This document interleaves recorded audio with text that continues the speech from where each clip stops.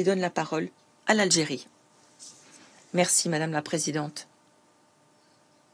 J'ai l'honneur de prononcer cette intervention au nom des membres du groupe A3+, à savoir le Guyana, la Sierra Leone, la Somalie et mon propre pays, l'Algérie. D'emblée, le groupe A3+, remercie sincèrement l'envoyée spéciale adjointe Rojdi et la sous-secrétaire générale Msouya pour leurs exposés.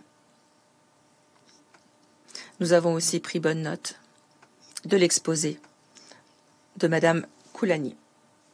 Madame la Présidente, la résilience, le courage, l'aspiration à la paix, à la dignité du peuple syrien méritent notre appui indéfectible, en dépit d'une stabilité délicate. La situation en Syrie demeure fragile. La stabilité de la Syrie est non seulement essentielle à son peuple, mais il s'agit aussi de la pierre angulaire de la sécurité, de la prospérité de l'ensemble de la région. Oui, l'avenir de la Syrie est irrémédiablement lié à la capacité de son peuple à cohabiter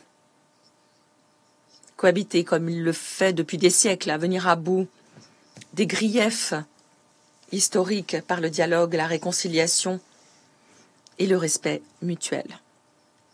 Madame la Présidente,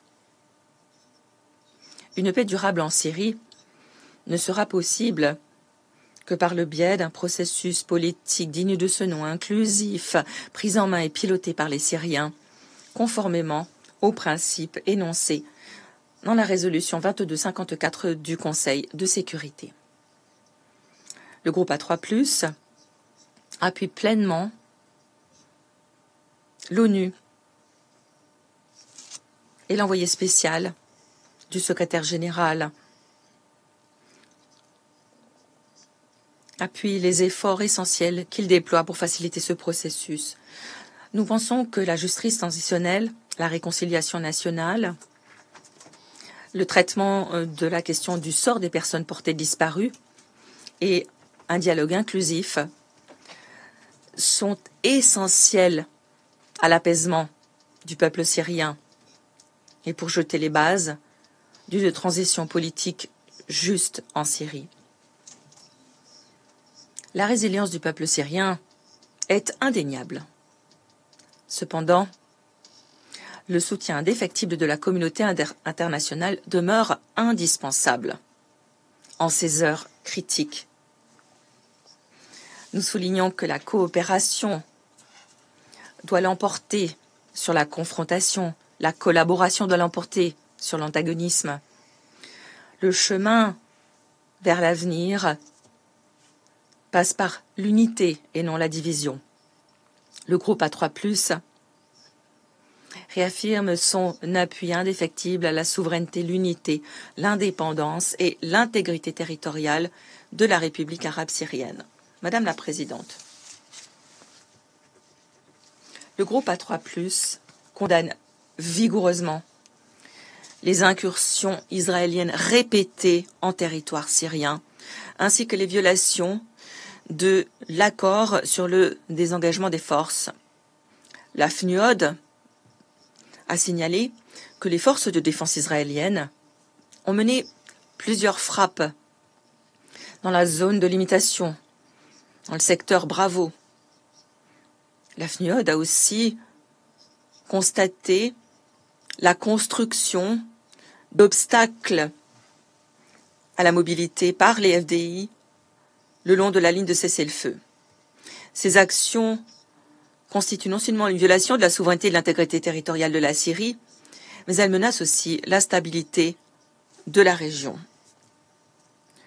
Nous demandons la cessation immédiate de ces violations et réitérons notre demande, à savoir le respect plein et entier de l'accord de 1974 sur le désengagement des forces. Qui plus est, nous réaffirmons que le Golan syrien occupé reste un territoire syrien en droit international, tel que l'établit clairement la résolution 497 du Conseil de sécurité. Madame la Présidente, nous sommes vivement préoccupés par les rapports de l'ONU faisant état de la reprise des activités de Daesh dans certaines régions de la Syrie. Le groupe A3+, n'a eu de cesse de mettre en garde contre cette menace du terrorisme et réitère l'urgente nécessité de poser une action internationale coordonnée afin de lutter de manière déterminée contre les groupes terroristes et de s'attaquer aux causes profondes de la radicalisation. Le retour à l'instabilité serait une tragédie pour le peuple syrien qui a déjà bien trop enduré. Madame la Présidente, la situation humanitaire en Syrie est catastrophique. Les déficits de financement, avec 13% seulement des ressources requises perçues au titre du plan de réponse humanitaire, conjugués à la pire des sécheresses depuis des décennies, ne font qu'aggraver la crise. Sachant que le retour des réfugiés devrait progresser au cours de l'été, l'insécurité alimentaire et hydrique ne pourront que s'aggraver. Aujourd'hui, tel qu'indiqué par Madame Souya, seuls 2,5 millions des 8 millions de personnes ciblées bénéficient chaque mois de ces efforts humanitaires. La situation est tout simplement intenable et inacceptable. Nous demandons aux bailleurs de fonds de respecter leurs engagements. Il ne s'agit pas là simplement d'une question de principe, mais d'une question de responsabilité partagée et de solidarité internationale. La communauté internationale doit urgemment mobiliser les ressources nécessaires pour appuyer les secours humanitaires et garantir une transition sans heurts de l'aide d'urgence au développement durable en Syrie. C'est là le seul moyen d'assurer le relèvement économique et la stabilité à long terme de la Syrie. Si la levée des sanctions unilatérales est une mesure à saluer, elle n'est pas suffisante. Tous les efforts doivent maintenant converger à l'appui de la réintégration de la Syrie dans l'économie mondiale, pour ainsi ouvrir la voie vers une croissance et une prospérité inclusive. Nous soulignons également l'importance des programmes de relèvement rapide,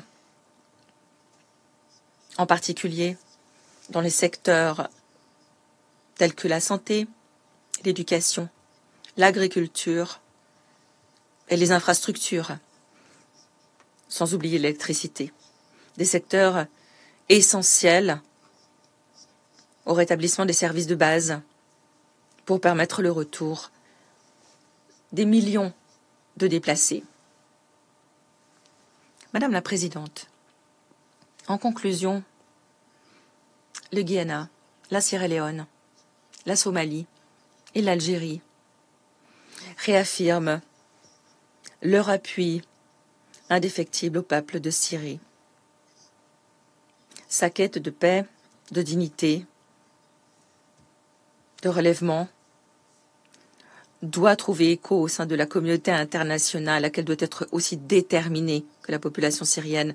Le moment est venu d'aider la Syrie, non seulement en parole, mais au travers d'actions dignes de ce nom en faveur de la paix, de la justice et d'un avenir d'espoir pour toute la région. Je vous remercie. Je remercie le représentant de l'Algérie,